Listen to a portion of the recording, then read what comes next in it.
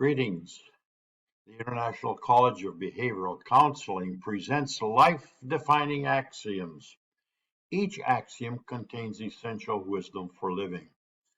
And this study's axiom simply states, good logic can never replace bad emotions. Good logic can never replace bad emotions.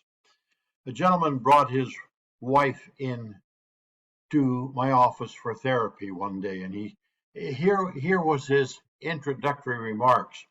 She went ballistic, into a complete meltdown. I told her that she was overreacting, that she was not reading the situation accurately, to get a hold of herself. And her hair was unsheveled, and she had big eyes, looking very much like the lady that you see on the screen beside you. He said, I told her to get a hold of herself. She went completely nuts. She's batty, I tell you. Tell me, doctor, I want you to straighten her up and tell her how screwy her thinking is. That was his introductory remarks. And I looked at him and I said, you told her all that? And he said, yeah, that's about it, and possibly more. I said, then how did that work for you? And he sat there for a moment and he said, well, it didn't work very well. And I said, of course it doesn't, because you see, emotions can play a great deal of havoc on a person's mind. It results in confusion, frustration, anger, disillusionment. Good logic can never replace bad emotions. Words like chin up, keep your chin up, whistle a happy tune, tomorrow will be better, get a hold of yourself. None of that works. It's totally meaningless to a person who's having emotional stress. It was at that point that she chirped up. She said, don't tell me I'm not thinking straight. I already know that. That's no help to me. Of course it's no help to you. Because, you see, good logic can never replace bad emotions, any more than good bricks can replace bad apples, or good apples replace bad bricks. Let's suppose that some bricks fell off the front facade of your house, and you hired a mason to come in and replace the bricks.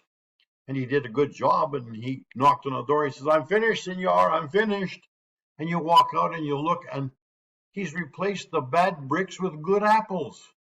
So you had good bricks and then apples.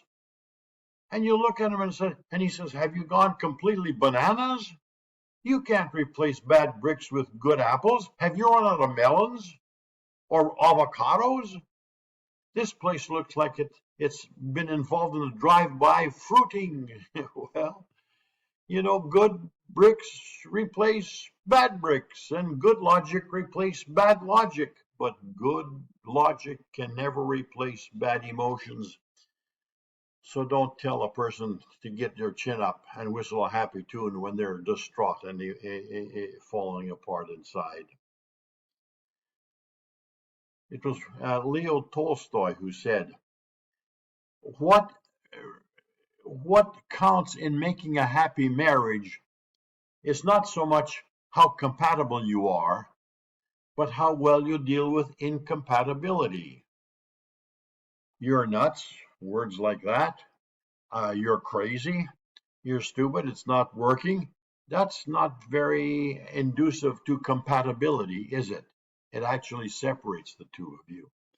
Well, the scripture makes it very plain how to bring about compatibility in 1 Thessalonians chapter 5, verses 11 through 14, and I paraphrase this here.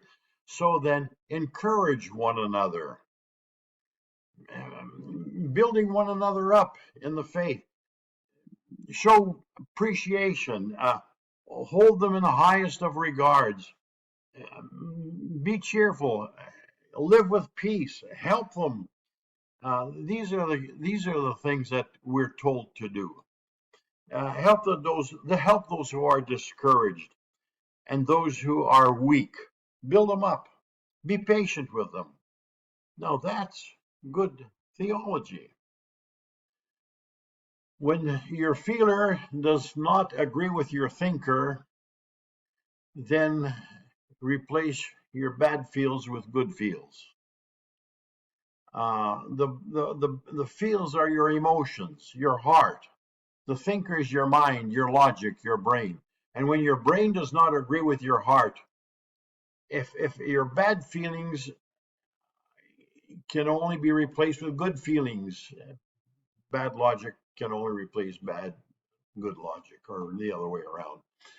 The story is told of a couple who came into a therapist's office, very much like the woman that I shared with you. And the therapist was eagerly trying to tell the husband that a woman needs something more than good logic. She needs some emotional support. And he sat there with big eyes, totally non-compass mentis, non-comprehending anything. It just went right over his head. And so the therapist said, "Look, I'm going to show you." So he got up from behind his desk, he walked around and took the woman by the hand, and he gave her the most beautiful embrace and passionate kiss right on her lips, and held her there for a few moments. And then he said to the husband, "Did you see that?" And he said, "Well, yes, I'm sitting right here. I saw that." He said, "Well, that's what she needs at least 3 times a week." And he said, "Okay, book her in every Monday, Wednesday, and Friday." I think he missed the point altogether. Listen, good logic can never replace bad feelings. The way to bring about harmony in a marriage basically is found in Romans chapter 12, verses 9 through 18. Actually, it'll bring about harmony in all of our relationships, whether it's marriage or in any other relationship you might have. You must avoid hypocrisy. Let love be without hypocrisy. The King James says dissimulation. That means just without breaking it apart. Let love be without this hypocrisy. Abhor that which is evil. Cleave to that which is good. Be kindly affectioned one to another in brotherly love, showing respect for one another. Now, what I have shared with you is good psychology, and it's great theology, and it's essential wisdom for living. I'm Wilf Kent. Visit our website, icbconline.org. Farewell and keep well until next.